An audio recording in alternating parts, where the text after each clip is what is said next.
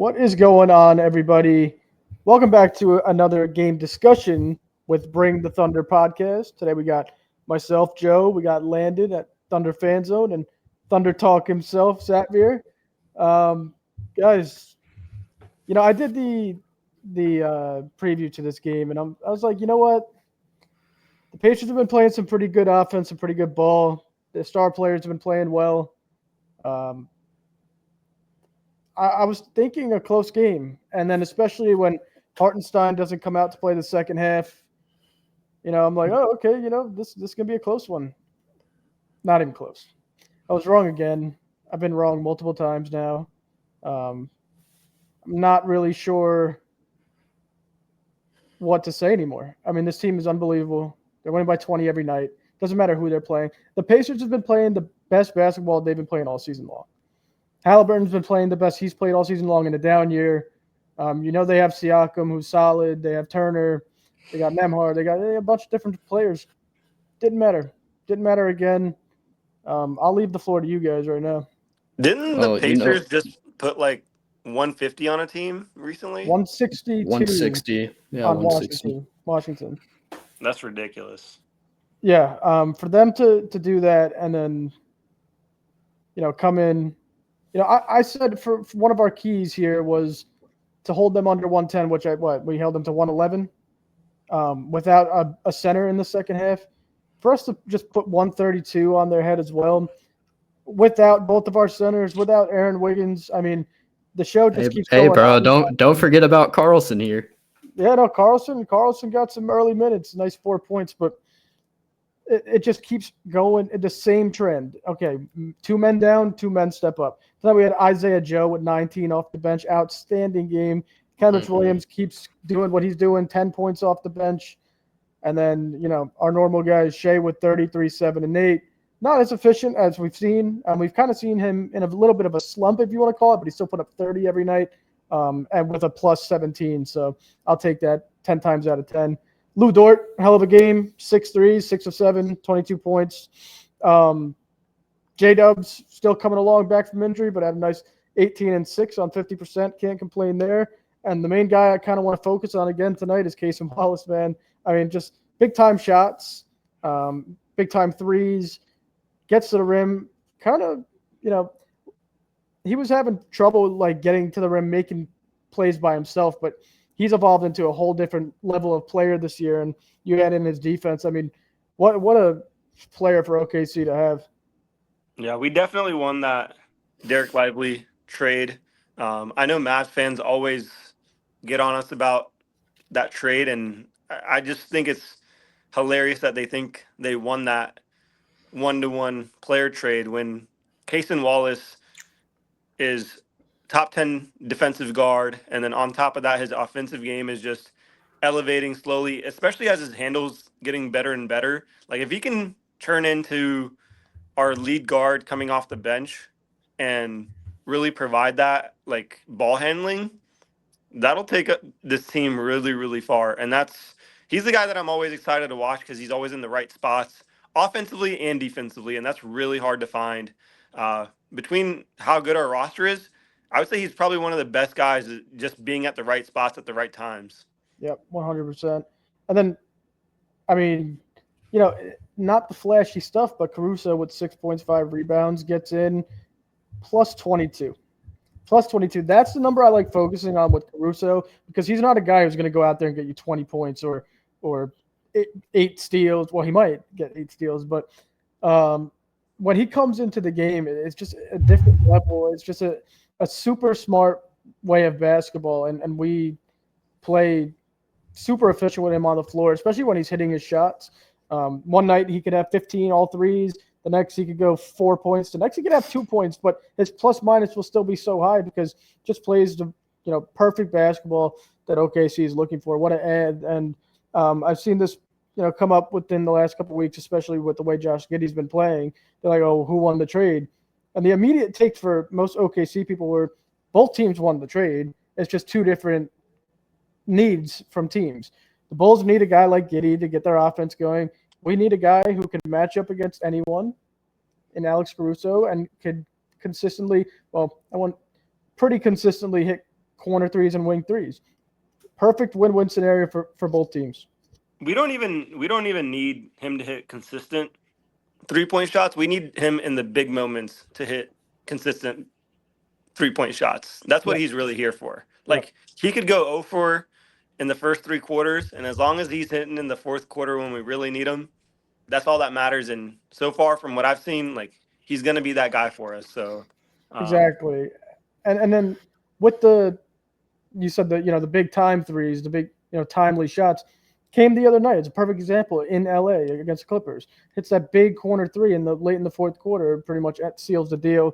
He had the perfect foul with like 0.7 left on the clock when we were up by 3. So, they had to purposely miss the second free throw, and there was no time left to do anything with it anyway. I mean, the guy just had super high IQ on the floor, and the team's deep, man. It's really hard to compete with them, especially like they go on these on these little runs, right? It was a close game throughout the first half, and then they finish the first half with the 5 small ball lineup.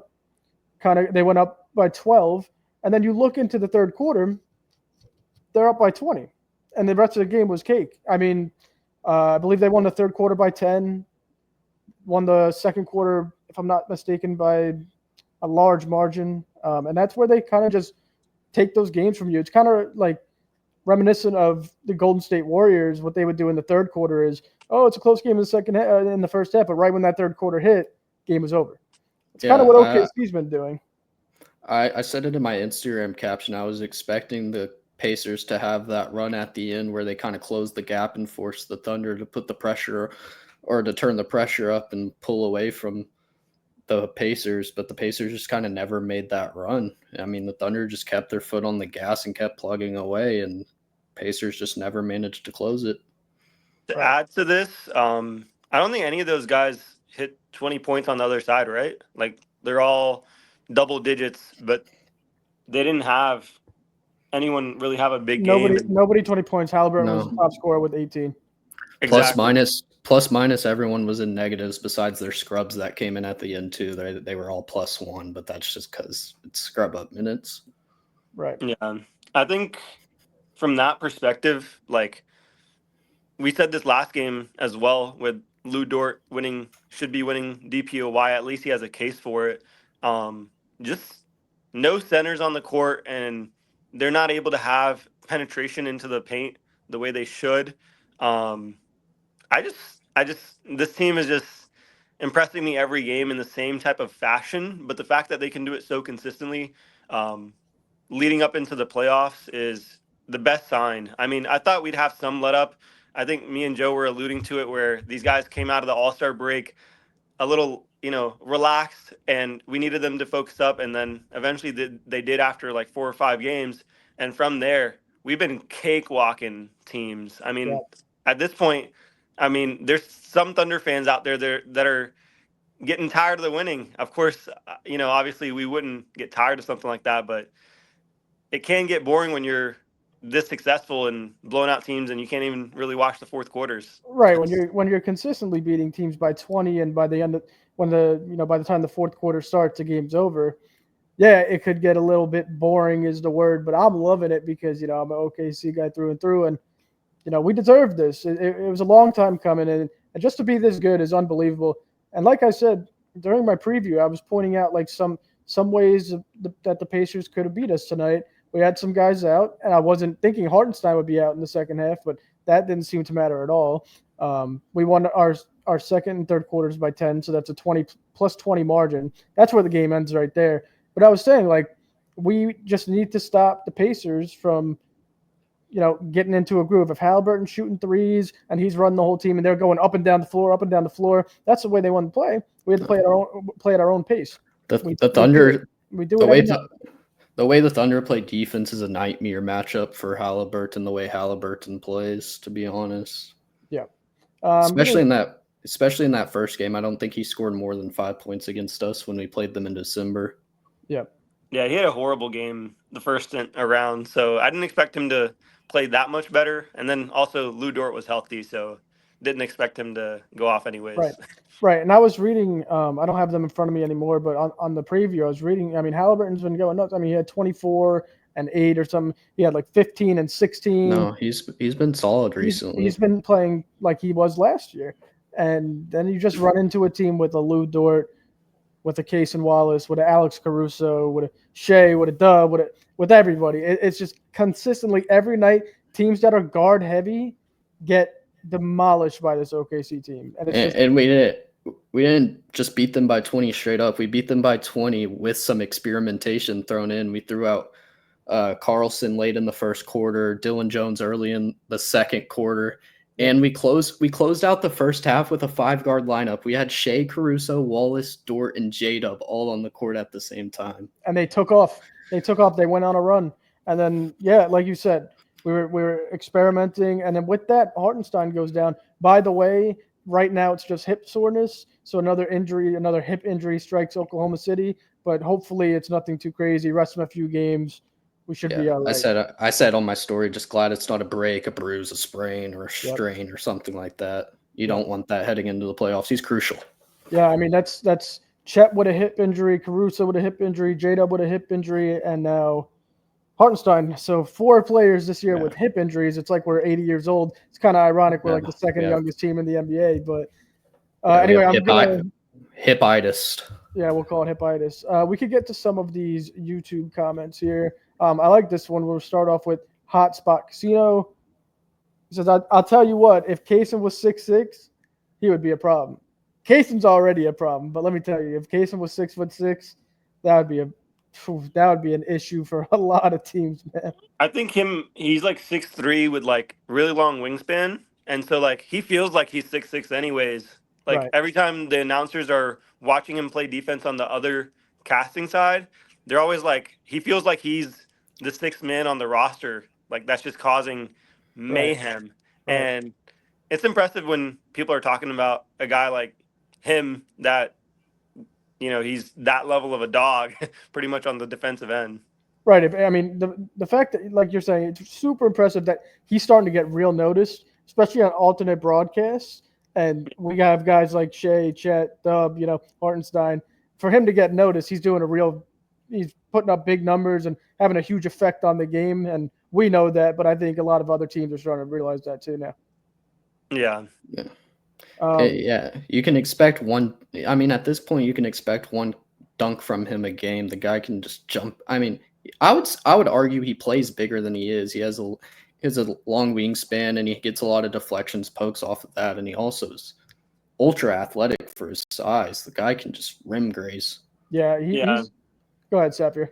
I was gonna say I didn't realize his sneaky athleticism, but it's no longer sneaky when he's consistently doing something like this. Like we can no longer say it's sneaky athleticism. He has pure raw athleticism that we just maybe not had thought of pre-draft, but now that we've, you know, seen him develop other aspects of his game, and now he can incorporate driving to the rim and then turning it into dunks. We've seen him have some great posterizing dunks, and in general, like him even going for posters at his size. Yeah. I mean, he's got a great touch at finishing towards the basket, but if he can start going for dunks like that, like it can energize the crowd, and just in general, it'll make him a lot more lethal. Like if he's in the corners and he starts doing what Lou Dort does, where he drives off the corners and starts dunking it, like that's another part of his game that he still has yet to unlock. I haven't seen him being utilized in that way because he's such a great corner shooter that he doesn't necessarily need to give up the same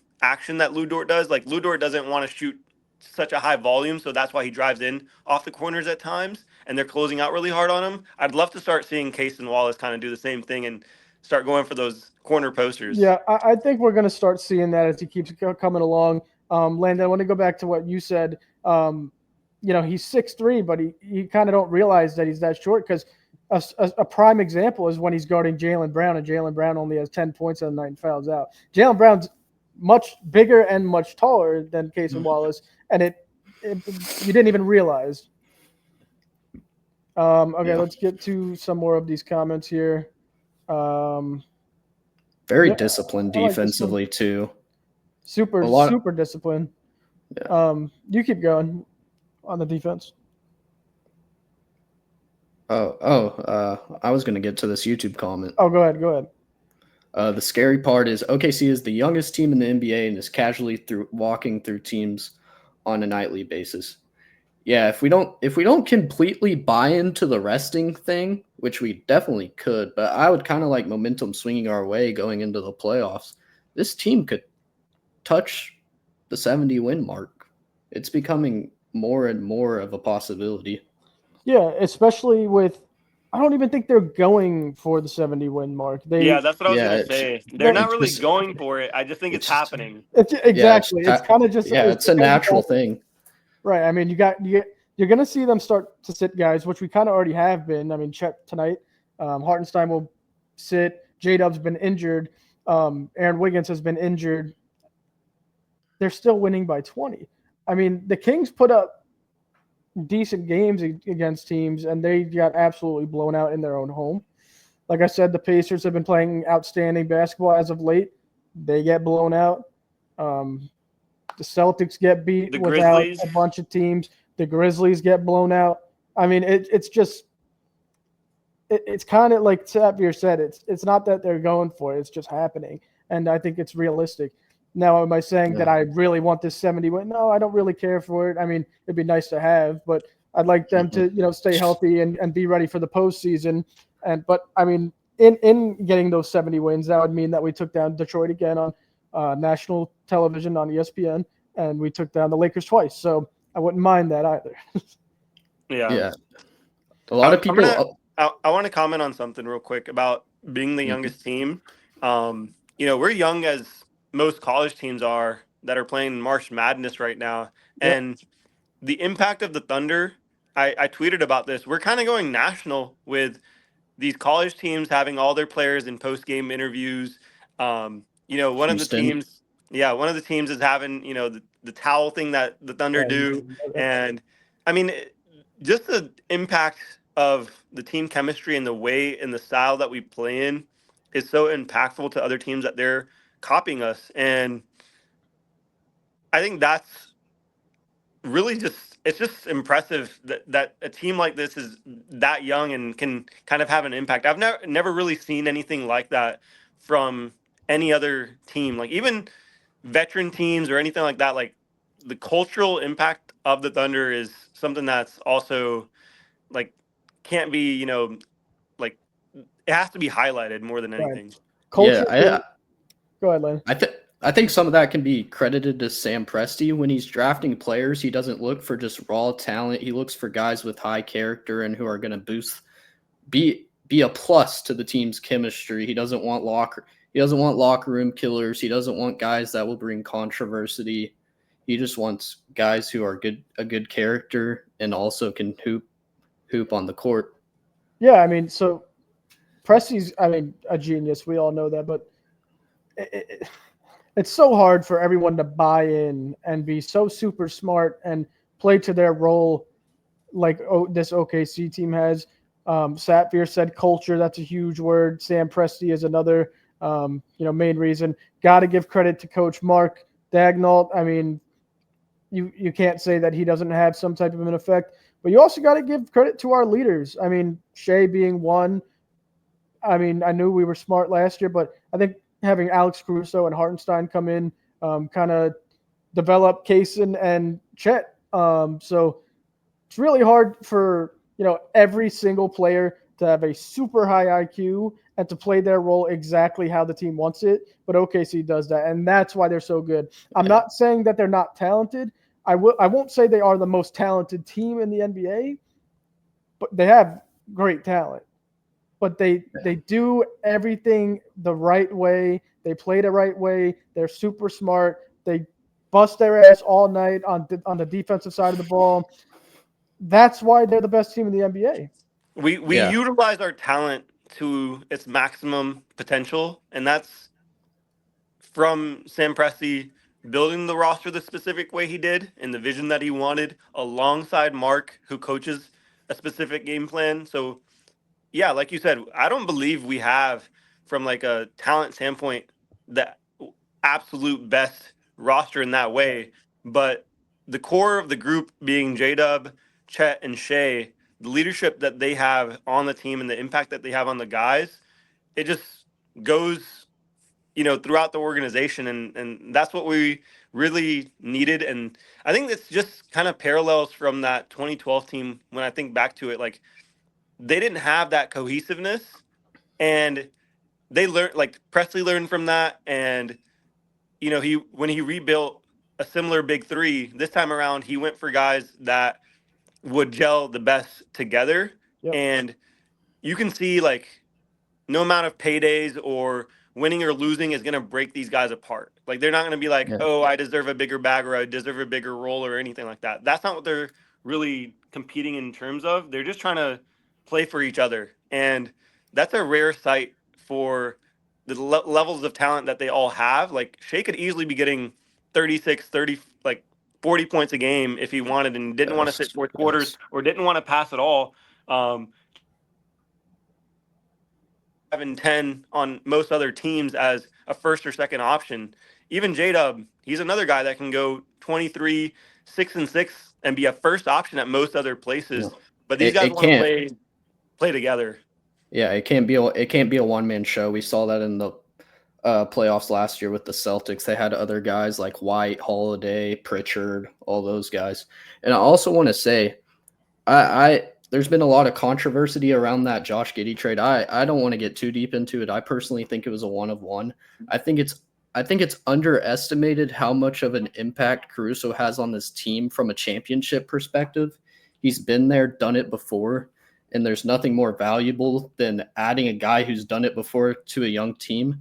There was a story that came out near the beginning of the season that he showed off his championship ring to the team and basically said, if everyone buys in, this can be you guys getting a ring. And I think that's huge for this team, getting a guy that's been there, done that, and he can give these younger guys advice on what it takes to get there, what it takes to win. Right, adding some veteran leadership, and then also having our guys that aren't as young as they were a few years ago becoming leaders. I forgot to bring up Lou Dort on the defensive side of the ball. You can't tell me that every single one of those players goes out there and doesn't look up to Lou Dort on defense. If I was on his team and I was watching the way he guards number ones night in and night out, there is not one play taken off. I'm going to bust my ass too. I'm going to go crazy for that guy. I'm going to jump over screens. I'm going to hedge. I'm going to help out weak side because what he does for this team is unbelievable. And I think Caruso coming in as well and seeing him do that, I mean, perfect example for Cason Wallace. And Cason has he's risen to the occasion as well with that. And it also helps when your MVP and the MVP of the whole league does the same thing as well. He's busting his ass. It's also helped the development of J-Dub, who wasn't really known as like a defensive stopper. Like, he has the capabilities and he has the profile of a guy that can be that. But to have those other guys mentoring him alongside that, and then having the capabilities and the athleticism and the size and everything between him and Shai, having that mentorship around them, like, that's huge. Another person I wanted to highlight from this game specifically was Kenny Hustle. I believe he got 8 rebounds, if I'm not mistaken. Huge on the boards, right? I can check you right now. Keep going. I'll stat check you in 1 second. Yeah, stat check me real quick. But from what I recall, he was pretty big on the boards, even 8 if it rebounds, wasn't. 10 points, 8 rebounds, 5 assists. Exactly. I thought he had a really big game, and we hadn't highlighted him, and I wanted to. It was top of my mind to really bring him up. He's had a great string of games. He's a great veteran for us.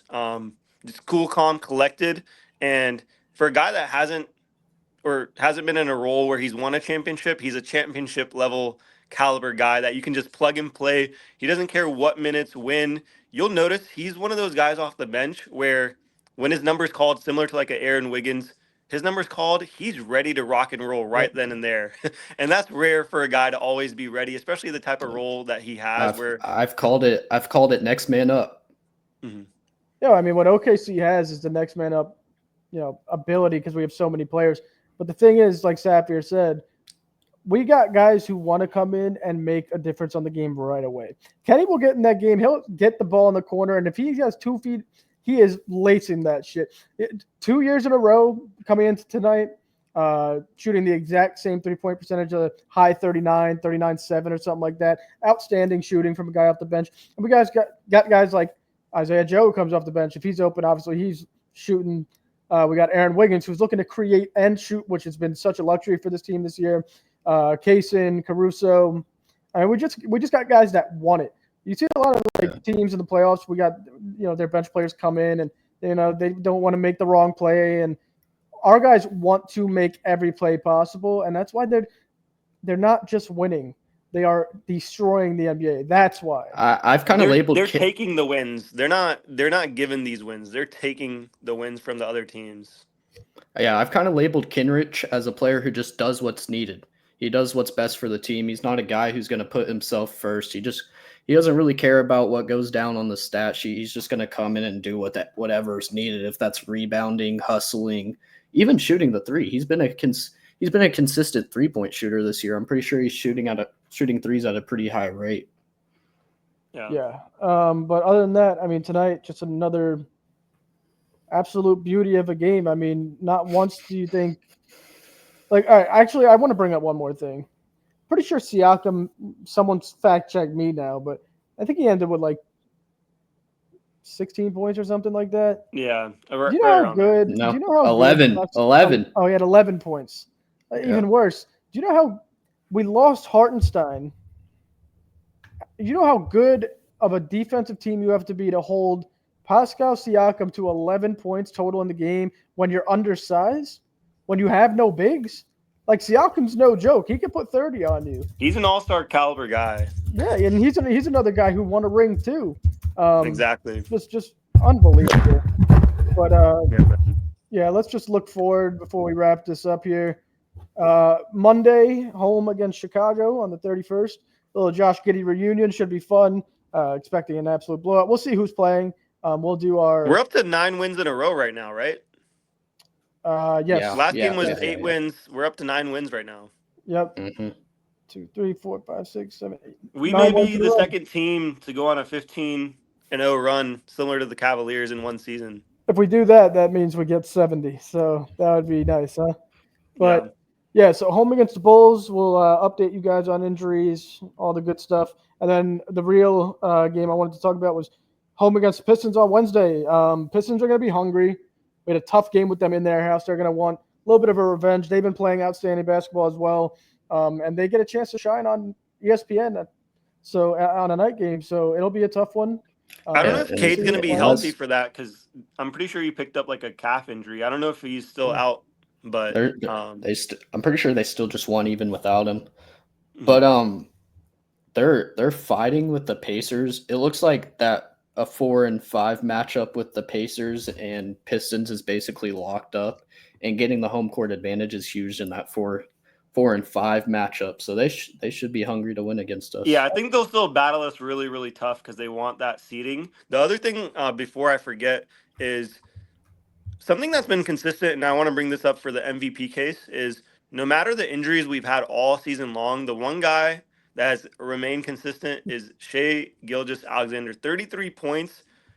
It doesn't matter who's in the rotation, what the lineup looks like. If he's on the court, we're winning games, majority of them. I mean, absolutely. That's his MVP case right there. And I said that anytime anyone goes down, but the amount of consistent injuries we've had all season long, and there's been one main Mark's coaching plan is have Shai healthy and out there and put 5 other guys around him. Right. And that's ridiculous. There's been one constant throughout the year, and it's been Shai on the floor and Shai killing everybody. So, yeah, you're exactly right. He is the MVP.